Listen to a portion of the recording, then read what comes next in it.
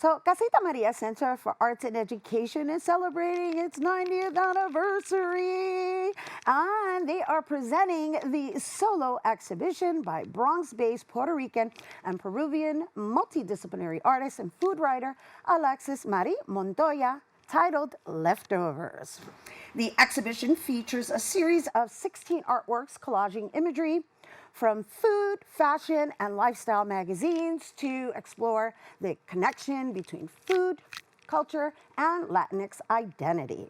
Joining us to share more, we welcome back Casita Maria's artistic director, Gail Heidel, and multidisciplinary artist, Alexis Montoya. Hello and welcome. Hello, thanks for having us.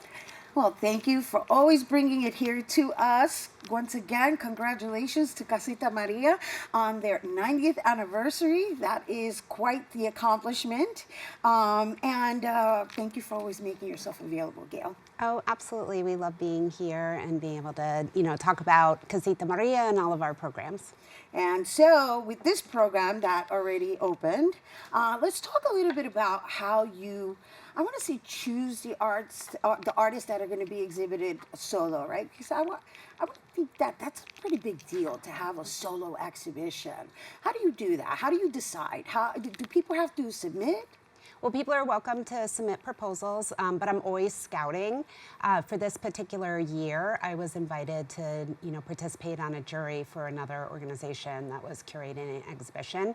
And both the previous artist that was in the fall, Carlos Wilfredo Encarnacion, and Alexis were both, part of the artist pool. And so I saw some synergy for, within their artwork. And so I decided this year that we would have the theme of this connection of celebrating the connection between food, culture, and identity. And so that's actually a great segue into introducing Alexis, right? Because I know you also come from a food background, yes. right? So how has this been for you, merging the two worlds and also being a voice for our current environment, right? The current environment being the Bronx. I understand that you were really inspired during the pandemic to create this style. Yes, definitely. The pandemic gave me a unique opportunity to explore the arts. Because I was working in food service and unfortunately I lost my employment, I still wanted to continue to share my love of food and still work with food, but in a new format. So kind of merging that work experience with art, which is something that I've always loved, was kind of natural to me. And so let's talk a little bit about this particular artist, Francisco Oller, and that famous painting, The Wake, which is kind of morbid and celebratory at the same time. Yeah. And so I'm curious to know how that inspires your work. Yeah, so I just really love that piece in particular captures a real part of life and especially a part of Puerto Rican culture. And for me, a big part of my art is also honoring my culture as a Puerto Rican and also as a Peruvian. So when I saw that piece, I thought, how could I translate that into something that resonates with not only my life, but just Puerto Rican culture and food culture as well.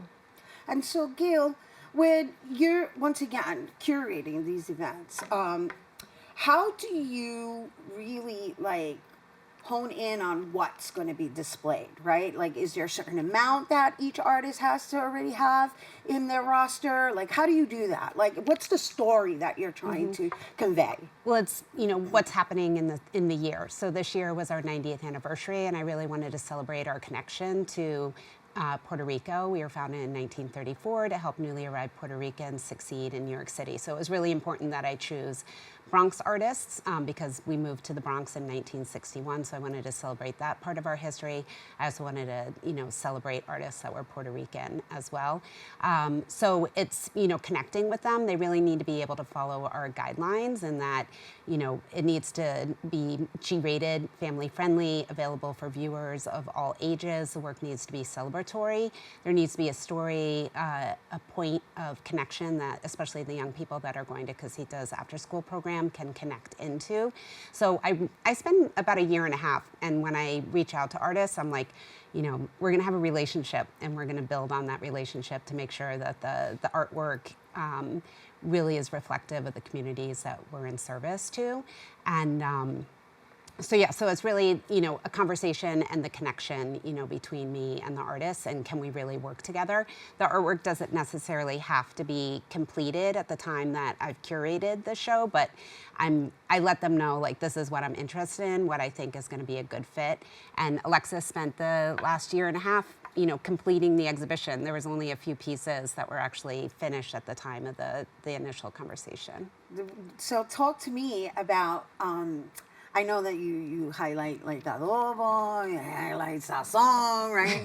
Arroz con gandules, right? For those, for those Latinos out there, it's quite an interesting experience. I mean, obviously, I didn't experience it in person, but just the imagery that I've seen and the collages and the way you put them together, it's almost like fashion meets culture, and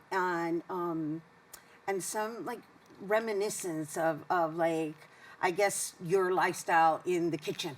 Yes, absolutely. And a lot of nostalgia too. Like, I really want to honor the food culture and the food traditions that we have. So yes, the adobo, the sazon, the arroz con gandules, even pasteles. Like, I wanted to make sure that those elements that not only myself, but a lot of people can resonate with were involved in those pieces, just so that connection can be made back to the community. And so when you offer tours, right, because you do teach the next generation, like what does that consist of? Like what is the language that you're using around helping them interpret the paintings? Yeah, so I like to try my best to connect them to situations that most anyone can resonate with, right? So just the act of coming together to eat, or just being with family, or reflecting on our relationships with our friends, with our sisters, whatever. I like to try to incorporate just those kinds of common ground ideas and themes, just so that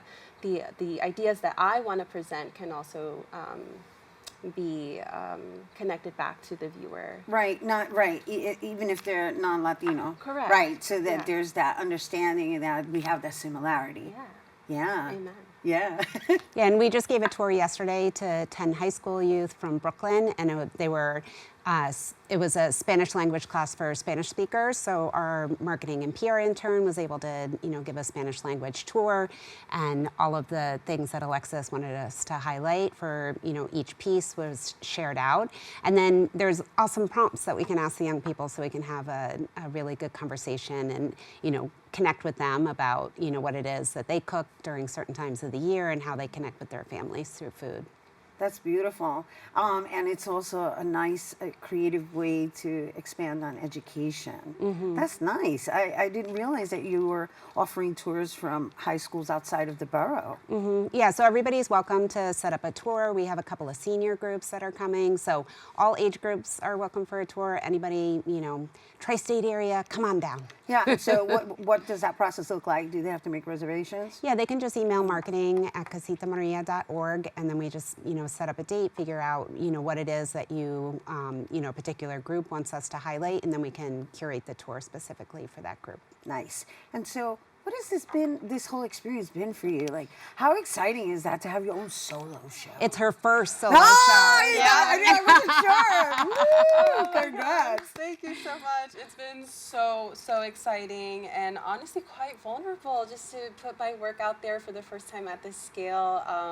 I'm lucky though that the show was received very well, and I received a lot of amazing feedback from everybody that has visited so far. So it's just been an incredible experience. And so how many pieces are on display? There are 16 pieces on 16 pieces. You've been busy, Oh huh? my gosh, 2023 was a busy year for me. Oh my goodness, yes, very And busy. so what should people expect in experiencing your work when they walk in?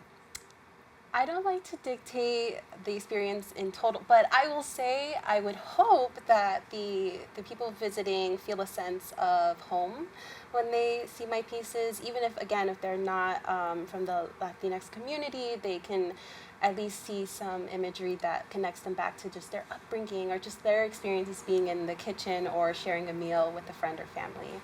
Just like feeling of just like comfort comfort, camaraderie, and family. And I would add to that, it's a very quiet show, and there's like moments for reflection. So, you know, there's space and breath in the work as well as you move through the gallery. So, you know, give yourself some time to, you know, be able to meditate on the work. And so if you're not part of a school and you want to visit the gallery, do you still have to make reservations to visit the gallery? It's best to. You don't have to. You can stop by Monday through Friday, 9 a.m. to 6 p.m. But we always like it if you can give us a heads up, because then I can set some time aside so I can come and welcome you to the gallery and answer any questions that you may have, give you some background on our other programs as well. And this exhibition is on display until August. It is, yeah. All right, thank you so much. Thank you you, both for Rhina. being here, everyone. Gail Heidel, Casita Maria's artistic director, and Alexis Montoya, multidisciplinary artist and food writer. Once again, Leftovers is currently on view now through August 16th at the Casita Maria Center for Arts and Education, located at 928 Simpson Street in the Bronx. For more information, you can visit casitamaria.org and check out Alexis's work at alexismontoya.com. Stay tuned. There's more open when we return.